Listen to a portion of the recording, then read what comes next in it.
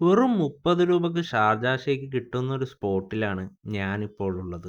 നമ്മുടെ seaport airport road വഴി തൃക്കാക്കരയ്ക്ക് പോകുമ്പോഴുള്ള zip ഷായിലാണ് Sharjah shake വെറും 30 രൂപയ്ക്ക് സെർവ് ചെയ്യുന്നത്. പ്രൈസ് കുറവാണെങ്കിലും ക്വാളിറ്റി യാതൊരുവിധ വിട്ടുവീഴ്ചയും നടത്തിയിട്ടില്ല.